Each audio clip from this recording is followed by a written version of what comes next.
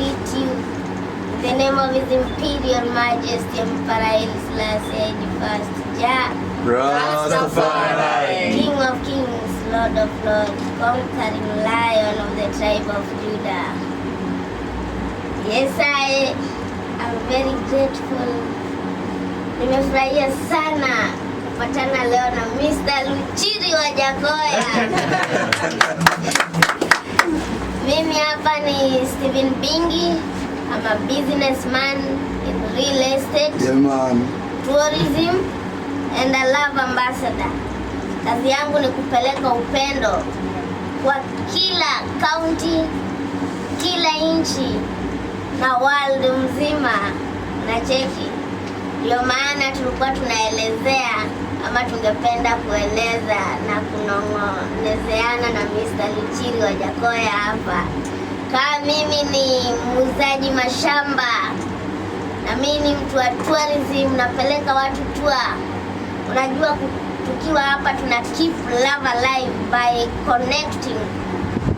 Yes? Yeah, man. Na kugrow pamoja. Sasa mimi nimebambika sana Mr. Wajackoyah. Najua tutazidi kuconnect na tutagrow pamoja. Na uniletee watu wa kununua mashamba. Awareness. Wewe unajua hii kitu ikiletwa kuna advantages mingi italeta, unaona? Employment, italeta maneno ya kusaidia huku kwa health. So, unaona? Sasa tuna go green na hizi herbs zinatusaidia aje? Biashara pia. Kenye tunaongelelea zaidi, kenye tuna grow nayo, bado tunataka pesa, unaona? Ndio tuweze bado kujidumu, unacheki. Thank you very much for giving me this opportunity. And before I say anything, I'd like to welcome all of you. Thank you. I appreciate you for welcoming me. I also pay tribute to the founders of this studio for having been bold enough during that difficult time when the country was going down. Them standing, the young people, standing with the truth, standing with reality, realism, and standing with the rights as enshrined in the preamble of the Constitution. I know that a lot of you talk of the Constitution. But let me enlighten you my version of the definition of the Constitution. There is nothing like a constitution. This has been tried, vetted, and acknowledged by the judicial systems. There are nothing like laws unless they have been broken. There's nothing like laws unless you know why they were made, for whom they were made, and the consequences. Because a lot of you don't make laws. It's only a few men and women who purport to have been elected by the very constitution you talk about. Now, if you look at the preamble of the Constitution, there's only two sentences. We, the people. That's it. That's the Constitution. Any other thing that lies below the preamble is not a constitution. Those are words. Some of them have been copied and pasted by so-called special interest groups that was sent by the then government to go and do benchmarking in other countries. Going to copy what other countries are doing, thinking they're so nice and not vulnerable. Then you bring them in Kenya, and then you compile a report, boom, hand them to the president, and you have some few sycophants who clap and say, now we have the Constitution. That is not the Constitution. The Constitution is inserted in your heart and in your mind. We, the people, what do we do? What are we doing? What are our customaries? What are our cosmologies?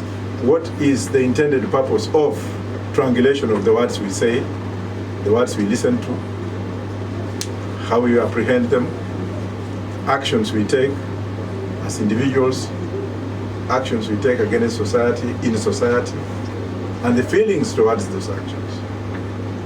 Then once you put them together and you agree to behave in a particular way, that consensus cannot be written and then be copied.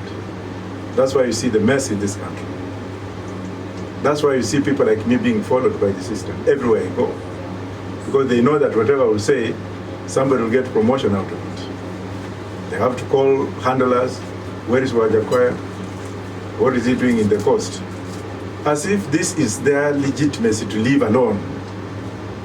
Create some paramedics of we and they. Put you together in a cage, control your mindset. Leave you in that pot, and that's why the pot is now melting.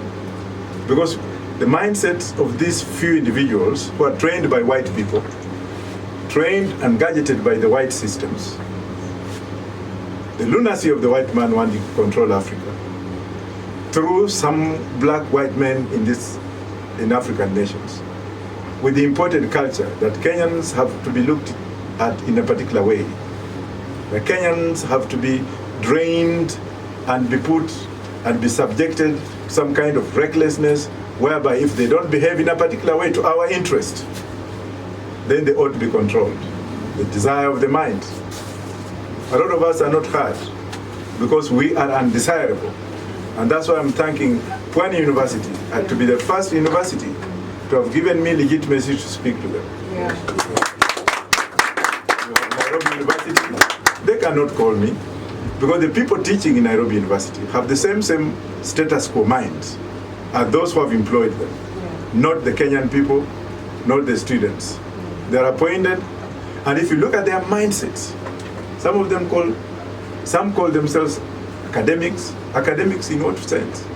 Professors. Whose knowledge are you trying to dispense? Deans. Whose deaning are you deaning? Why can't we look at ourselves in the eye and say, we are going to law school, we are going to read psychology, but how do we emancipate ourselves? I use the word emancipation. How do we develop ourselves? I use the word development. Whose agenda are we developing? Emancipate yourselves from mental slavery. Amen. And that ourselves can free our mind. Yes. Yes, I. Yes, I. Yes, Not I. a fearful atomic energy, but none of them can stop at the time. How long shall they kill our prophets while we stand aside and look? Wow.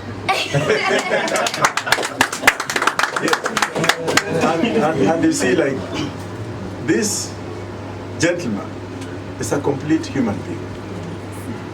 If I was the president, these are the kind of ambassadors, and I'm sorry to deviate a little bit, that I'll point and put on the international platform. And tell the world that we are globalized and this is our ambassador. Instead of going to take some lunatics from the university because they went there and they stood there, and then because their fathers and mothers follow a particular trajectory, huyu ndiye anaweza kuwa. Who are you? That's what is driving him back to the preamble. We, the people. Mindsets that we have today. The so-called academics that we have today. They are the ones that are driving this war between the Genesis and the people of Kenya.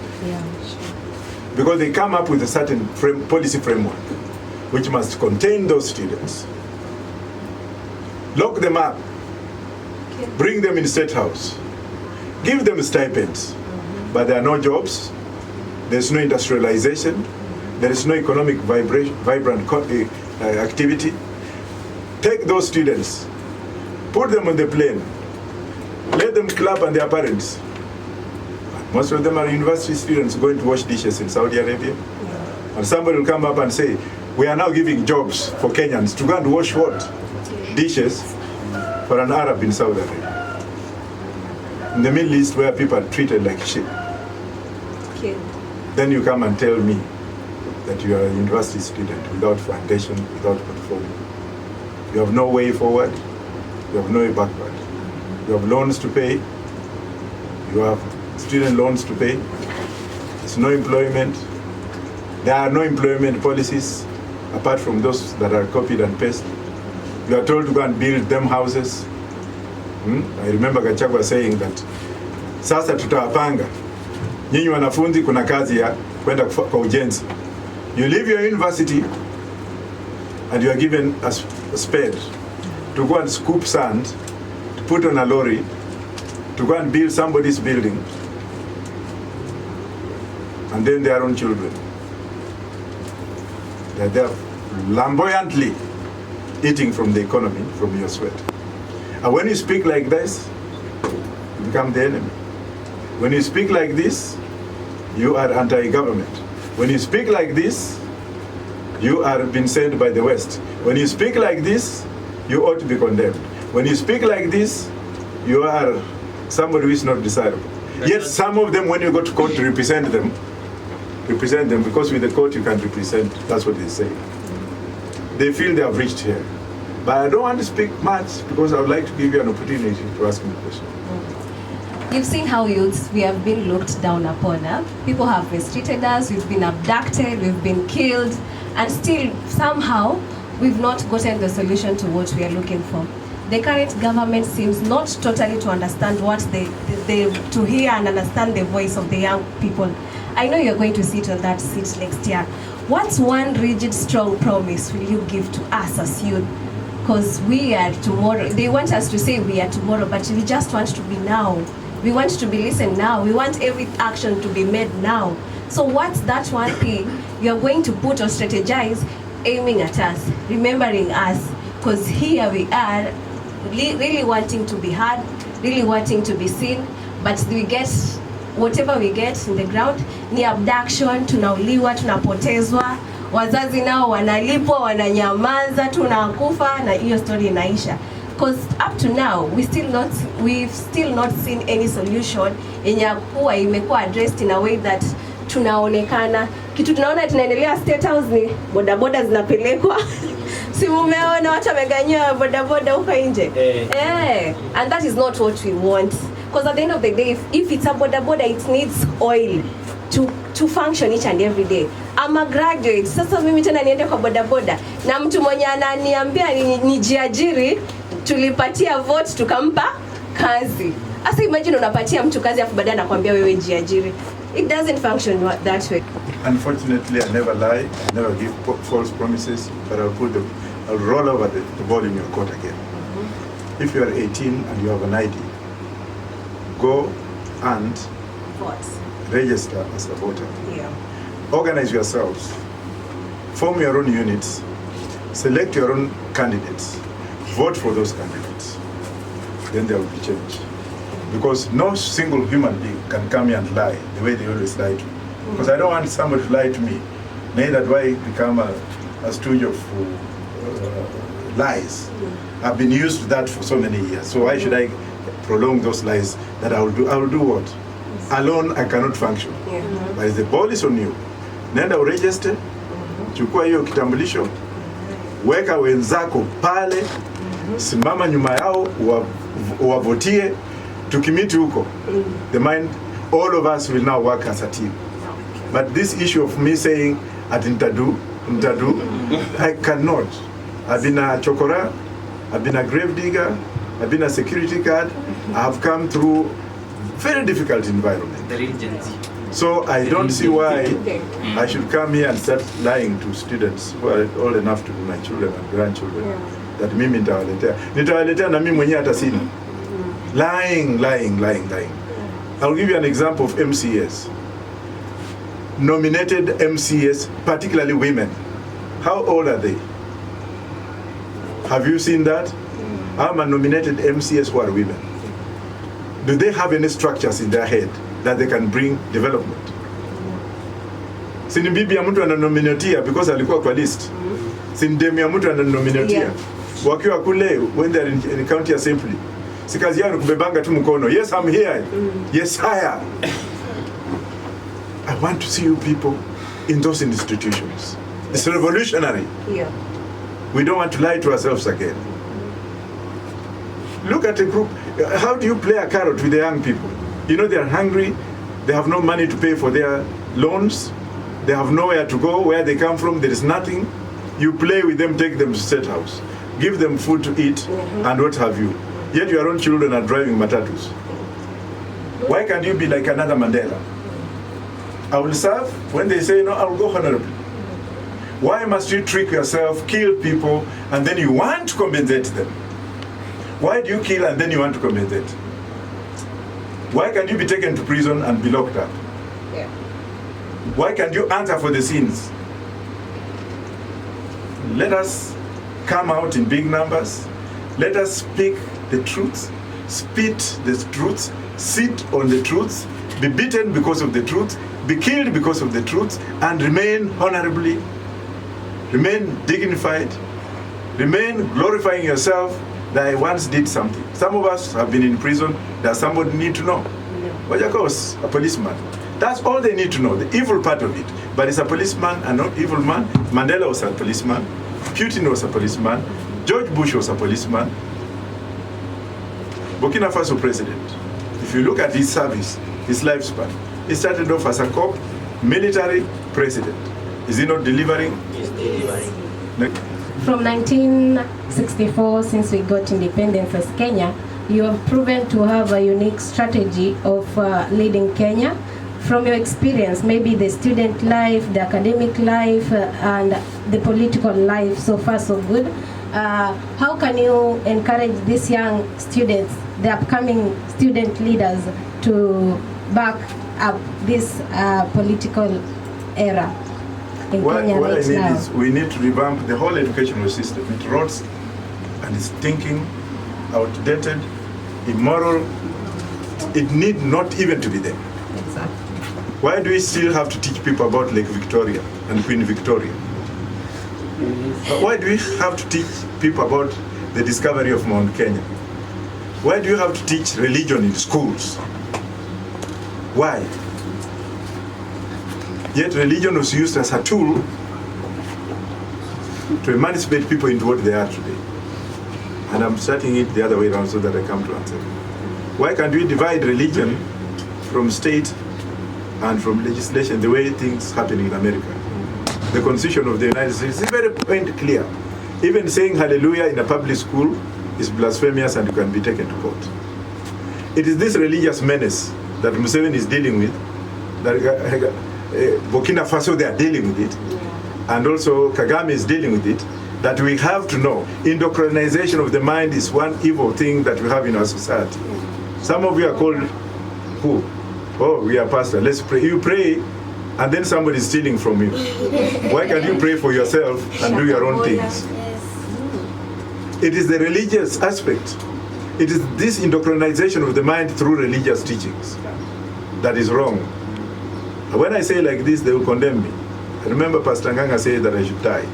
Unfortunately, I have not died. He predicted my death in 2020 because you're saying that, oh, ganja. Let's remove this educational system.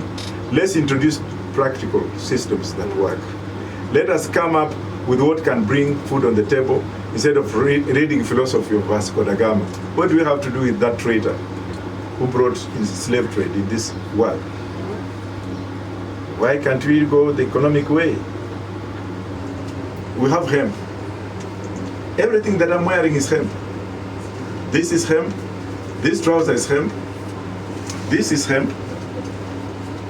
Adidas is hemp because of the sign. This is hemp, fiber. This is also hemp. If you go to New York Stock Exchange, you go to Toronto Stock Exchange, you'll find out that 50 kgs of hemp, 302 million US dollars. If you look at Israel, the economy of Israel today, and I'm just coming to what you said, Israel is surrounded by the so-called enemy, human rights, who are Arabs, who have also the right to live, life, right to be recognized like the Palestinians, and I recognize the Palestinians myself. Can any of you tell me why Israel is a strong economy?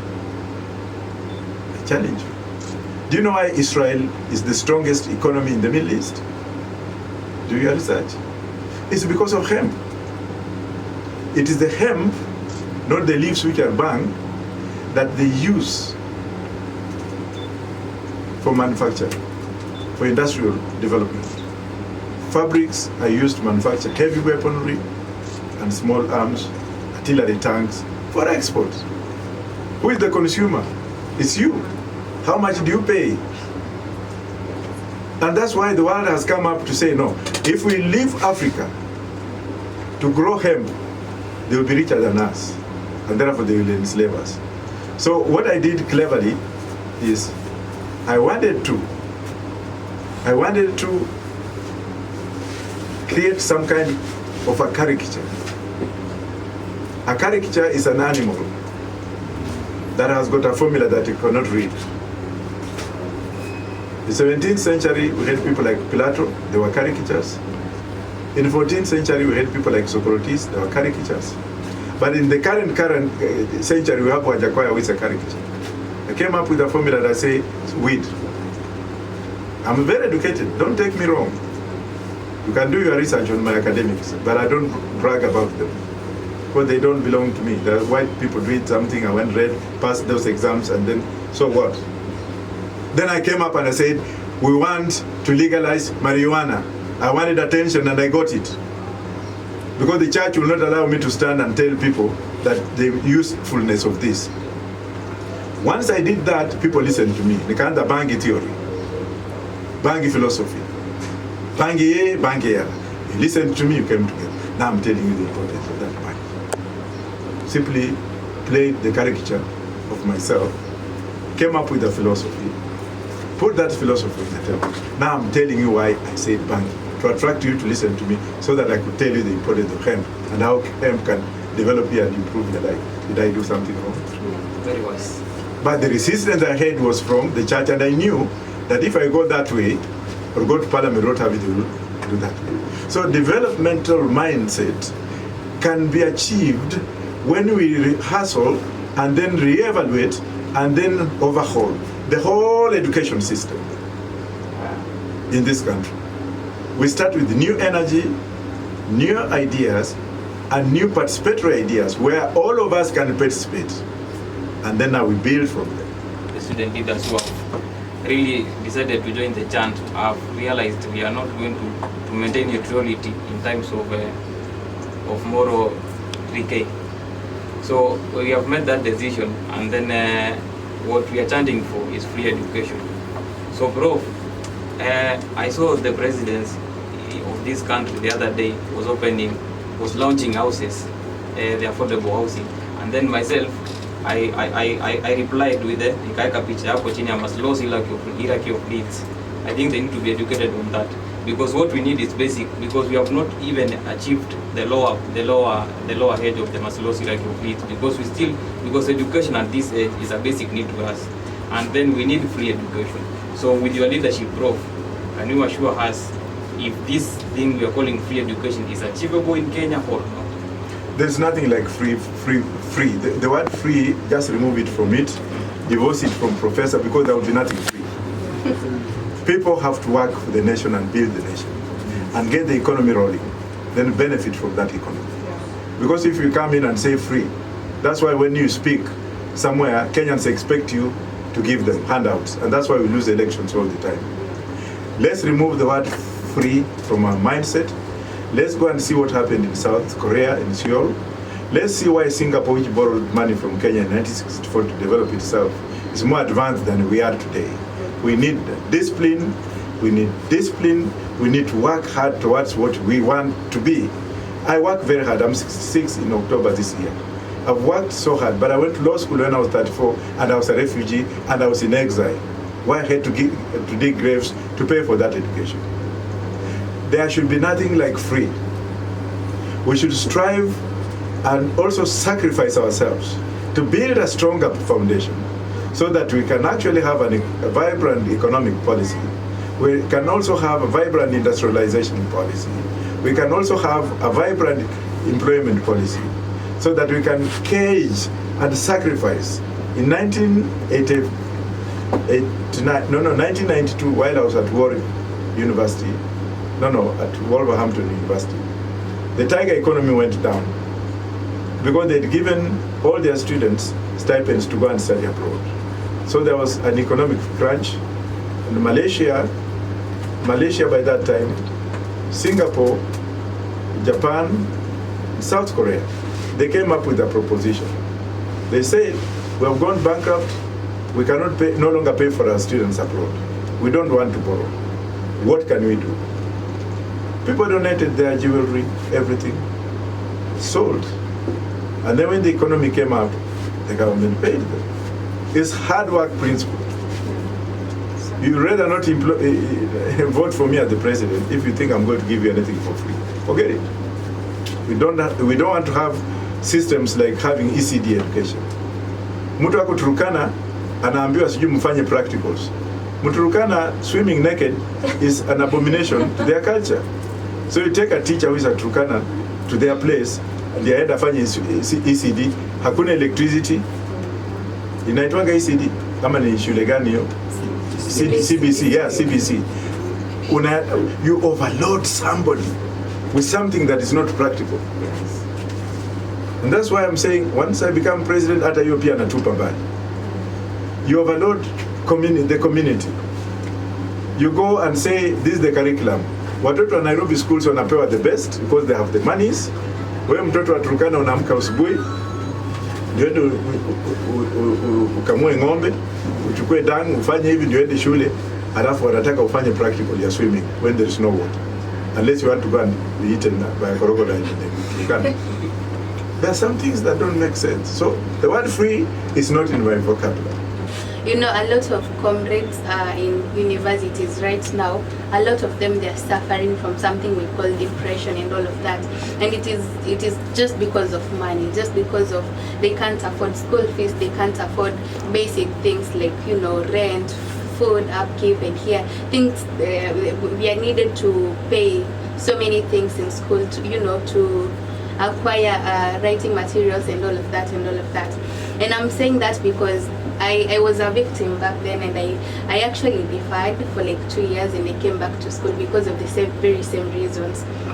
So you get that a lot of people, the only solution that comes to their mind, a lot of comrades, it's just, you know, to go and inject the drugs, just, you know, to free themselves from the stress and all of that, because they can't even call home. Once you start calling home, you send a police, because there is no even credit to do that. You send a police, call me, you get from home, they don't even have that money to call back, so they also send you back a police, call me, just to assure you that there is no money back at home. So you get a lot of them, people are being their houses are being locked. You get comrades are even sleeping in classes, you know, because we want to learn, we want to graduate, but the journey from first year to fourth year or whatever the years they take, it's not that easy. So I don't know if it's right to ask, like, are those cases kind of have solutions from you, sir? You know, you have raised a very valid issue, and I'm an example of what you have just said. Because when I was going to law school in the UK, I had to do other jobs like grave digging, security guard, and then my firstborn daughter was born at that particular time. The mother was also washing dishes wherever she was. And I had to go through a very, very difficult environment. But the good part of it is that there were jobs out there, and it was entirely up to you to go and do them.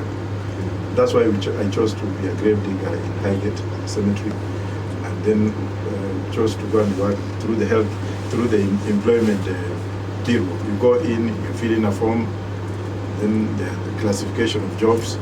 So you're told, come on Tuesday, we should take you for a job. You have no choice. I found myself in a morgue, being given nylon, put on, and I'm like, You go in, it's really cold. But you're told, you know what, you have no choice. If you don't want, you go away. But you're thinking of your little daughter, and you have no nanny. And even if you have a nanny, the mother is working to supplement you, and you have to work to supplement your child. So you say, you know what, kwani niliua nani? Now, the first day you throw up and don't have you. That was the lack on my part. But on your part, it still goes back to government policy. It still goes back to political solutions that have gone wrong. You want to compete. Sisi ni location, tumetengwa, tunataka shule. Harambe, boom, yuko hapa. I'm also going to abolish Harambe because there are sources of corruption. Then shule inajengwa, watoto boom wamejaa hapo. There are no outlets for employment purposes. There are no reception centers whereby you can easily go and work in Naivas and then go to school. Yeah. But then what about people who live in places where there are no industrial gadgets. So in our government, again, and depending on what you agencies are going to decide, because the more you are in Parliament or in the Assembly, the more vibrant you are to make practical policies for practical solutions. You can come up with a method of waiving the first 10 years, have a project, have an academic projection that you can put things upside down, whereby you can have mental institutions, hospital institutions. I've just built a dispensary in my place in Mumias for about 10 schools in that radius. Because I see whenever I visit some of these schools, you find little kids who wake up at 4 in the morning to go to school. They have walked miles and miles with bags and a thumb on in their mouth. Kids who are supposed to be nurtured, prepared, and be given the comfort and solution to go to school. So I used to find these kids vomiting, and who cares? That's why I came up with a solution, and I said 4 days a week. Kids should go to school for 4 days between here and here, and you should have to open up a curriculum where the parents want to teach their kids from home. Then we shall minimize ABC. So mental health is very key in education. If you go to places like the diaspora, in the UK where I've gone to school and practiced law, in the US where I've gone to school and practiced law, you'll find out that there is always, the systems are done in such a way that we have, in primary for example, the PTA, parent, teacher, psychiatrist, stakeholder association, where the local government pumps in money to make sure that every child who becomes sick is catered for in terms of healthcare, is prepared. As a university student, there are universities with counseling centers where students are naturally counseled. Instead of they have thrown you out and the landlord wants to sleep with you, and then the lecturer at school wants to sleep with you to give you mask. No vibrant policies. So that psychology, those defects, like me, I'm your professor, I'm so old, older than your father, but I'm looking at you and your skirt. And I'm telling some lecturers who are listening to this, for those evil lecturers, then I have to sleep with you, but I have to do it in hiding for me to give you marks. Those kind of things, those lecturers, we shall hang them. Because you are defiling a kid who is old enough to be a daughter, to be a child, and you are competing with her peers, young men. They like each other, but you have to come in to destroy somebody's daughter.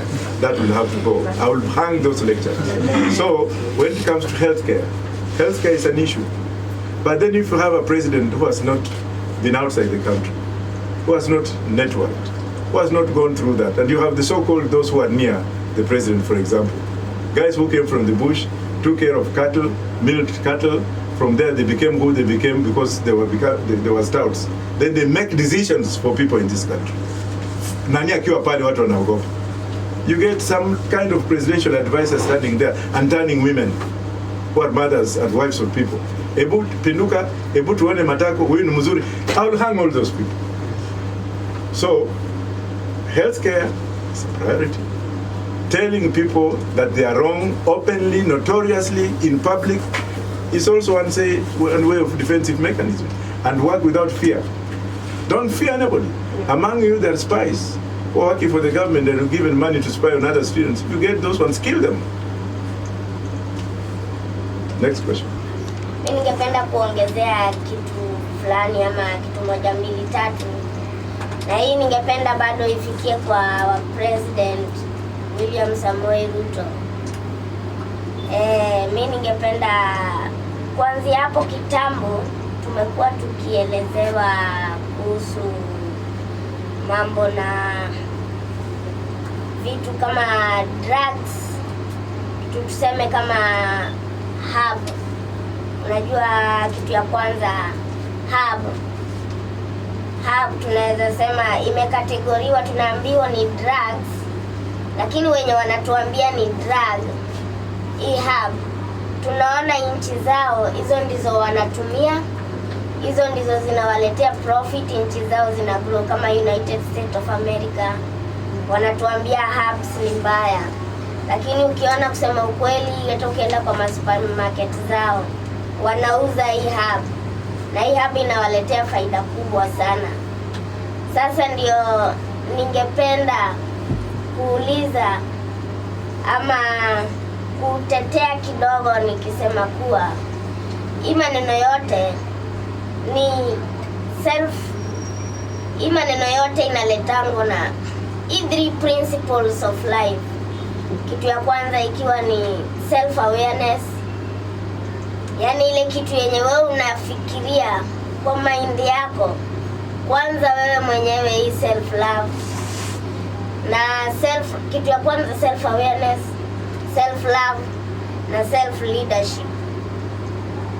Kwa hizi vitu tatu, unajua the more kuna mtu anasema hiyo inategemea na akili yako, wewe unasema hii ni mbaya, huyu mwingine anasema hii ni mzuri.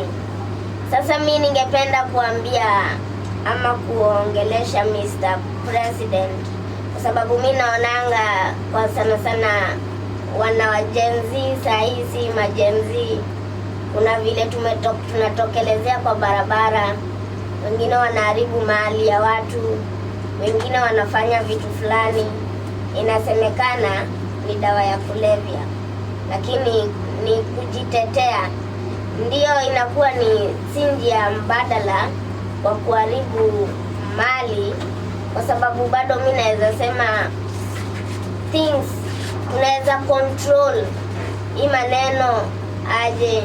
Kitu ya kwanza mind yetu tunaweza i-control na mind. Kitu ya kwanza tujue kuwork sisi wenyewe na mind yetu. Kitu ya pili mimi naweza sema hii ukiwa na hii mind, alafu kitu ya pili money. Naona ukiwa na hii money lakini hauna njia ya kuitumia vizuri, bado tu utabaki pale pale, unaona. Kwa hivyo tukiwa na mind mzuri, pesa tuitumie kwa njia mzuri. Kitu ya pili, kitu ya tatu yenye tunafaa tujifunze bado ni moods zetu. For example, venye tunaonanga Gen Z wametoka kwa barabara wanakosana na Mr. President. Saa zingine Mr. President morale yake inakuwa juu, mood yake inakuwa juu. Mimi naweza tupenda tu kumuelezea uweze kuwa na hii love. Ukiwa na hii love na uko na self awareness na uko na ukiwa na self awareness, kila kitu itaenda sawa. Imani ukiwa nayo na uitumie vizuri, kila kitu itakuwa sawa. Uletee Gen Z kazi, unaona hiyo itakuwa mzuri. Alafu kitu ya mwisho ya mouth, yani hizi ni vitu zenye zinatuma, yani tunazicontrol ndio na sisi tuweze kugrow, kwa sababu kama hatuna hizi vitu hatuta grow.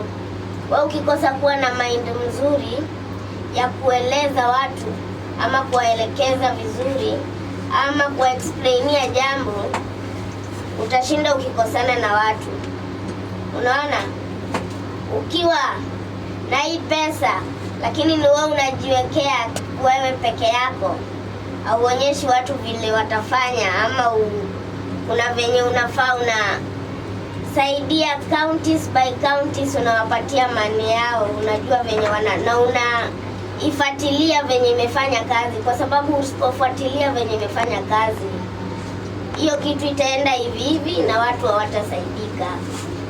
Kitu ingine hiyo yenye nimesema ni moods tunafaa, yani tuna in-self, yani unakuwa na hiyo in-self.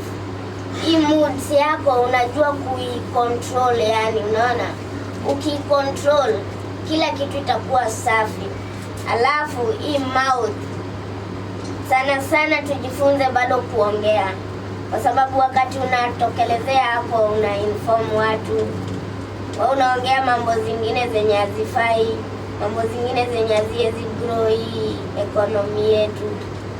Sasa hapo hivyo ndio maana tunapatanga Gen Z wanapigana na prezo, unaona.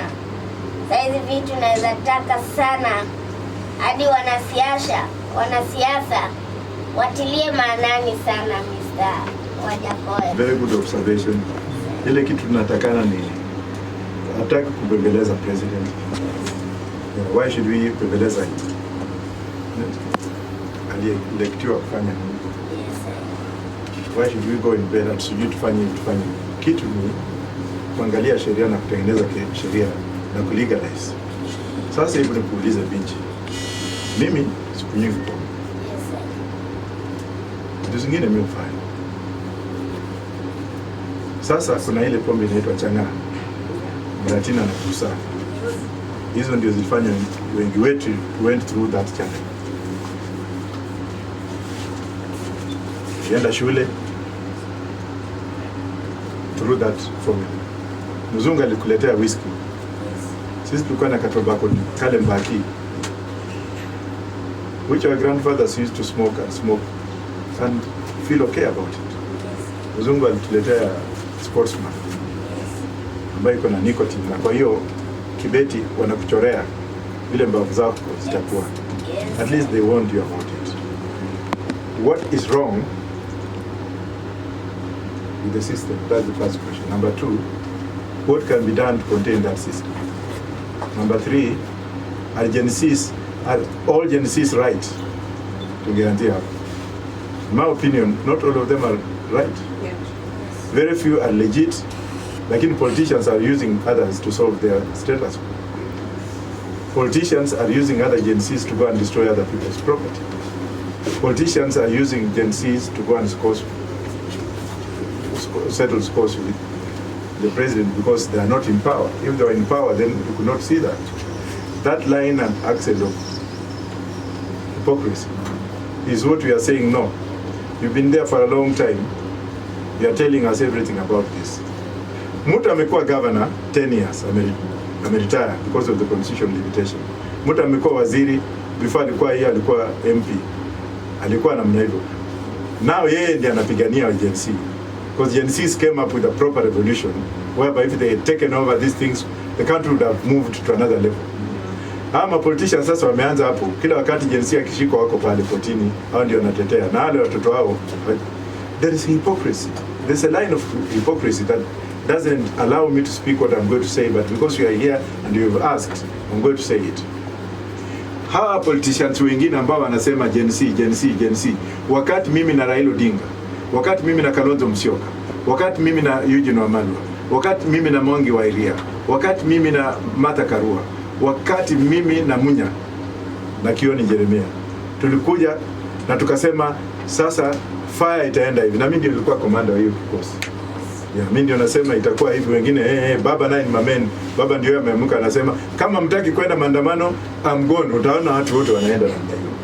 Hiyo maandamano kuna wale ambao kuna wale vijana waliwawa and they were shot indiscriminately. You saw some people going to State House very early in the morning or to Harambee House to say leo hii siku tutawamaliza. Tukawawa. I'm talking of Gachagua. See that I hate him, but I'm telling him the truth. Why couldn't he have resigned that time? Naambiwa Kenya mimi nimechoka, wacha nitoke saa hizi. Why wait until he's impeached? Alafu anaanza kuambia watu ati tulikuwa tunatumwa. President alikuwa anasema mimi nilikuwa natumwa. Watu waliwawa. Then other politicians also come in to join Gachagua. And I'm speaking it the way it is. That's why I'm not aligned with. Nyinyi mliua watu wakati huo. Muli cause these deaths to happen. Now you are coming up and saying huyu ndiye alifanya. Na wewe ulikuwa wapi? Accomplices and conspiracy. You are students and you know. That's why I'm telling the Gen Zs, wake up and do your thing. Don't be compromised with Fanta na Coca-Cola State House. Lakini the unemployed ones, of course all of you are unemployed, you can go and drink it. Mnapewa charani ya kwenda kufanya nini? Unapewa pikipiki ya kwenda kufanya nini? Create industries. Don't take our children to Saudi kwenda kusafisha wale vikongwe wakipigwa wakikula chakula na maumbwa. So mimi, I will not be soft on what you have said. And the president should consider. Now he's saying compensation here for what? Kwanza lete ule askari alipiga watoto. asimame hapo tujue ni huyu alipiga risasi. Let the man who made the command waende wauliwe. Asimame hapo wawe tried first. Then let us go through the judicial process. Then once we finish, then now let the parents and the people who are killed or their families go and seek compensation. But you cannot be the killer and then now you want to compensate. How do you get the metrics of compensation? But on the Genesis also, this is the advice I have for you. Don't be used. Some of you are hypocrites. Because a politician has said, twende tupe mawe, because we are mbaya, after they have lacked the root or wame horns, they want to put you in war that you don't belong to. Let us be realistic, brothers and sisters. Let us face and call a spade what it is. Sahi sasa wenye walikuwa nasema, wenye walikuwa nafanya tunawawa wakati ule, sasa wengine wenye tulikuwa nao kwa ile mesa, ni wanakuja wanasema, oh no, they are arresting this man, wanakimbia kotini every day. Of what use can they bring? Hiyo group yu mnaona hiyo. Why can't we have Gen Zs to chart their own way, the way they started, and to move on until the end? Why must you be compromised? I don't want to be leader of Gen Z. You have your own leadership. But we need to work as a team. Bring your mindset, go and jiandikishe na kura yako. Hiyo ndio silaha yako. Alafu simama. If you are real Gen Z, pigia Gen Z mwenzako nini kura, you will bring change from where you will be. Lakini sasa mnapangwa, mnatengwa, mnachukuliwa sijui na minister anaitwa Mutua, hatuko kazi Germany. How can you go and work in Germany and you don't know how to speak German? Why do you want to flagrantly lie to the people of Kenya? Why can't you come up with clear-cut policies? Kama sasa bangi, Galana Gulalo nasikia imeuzwa. Hapo, it was 1 million acres. Just plant bangi in 200,000 acres and then we shall pay off the debts. We shall tell the Chinese, chukua hiyo, nenda nayo, and I'm just diffusing. When I talk with emotions, because this is the truth. Immediate solution to our problem. Panda bangi pale, uza hemp, kuna kazi. Chukua poison from snakes in Tana River, Kilifi, Baringo, Kitui. Sell, harvest venom. A gram of venom is 60,000 Kenya shillings. Sell it, and then you get the money. If the snake is old, cull it. Ichinjwe vizuri, hiyo nyama ipelekwe China, because it's a delicacy. Let them use that for their food. Get the skin of this snake, sell it for leather in Italy. That problem is also a stream of earning. Come out of that, go to talanta. There are so many Kenyans who are talented, especially young people. But there are academic talentas, na kuna traditional talentas. But people forget what I'm going to remind you today. That even a snake charmer, vile mama anakaa nyumbani, hana meno lakini charms a snake, anacheza nayo, nyinyi mnamuita mchawi. To me, huyo ni msanii. If tourists can go and put money to see and to learn how this woman can be able to sit, a charm your snake, tembea hivyo, that's a stream of income.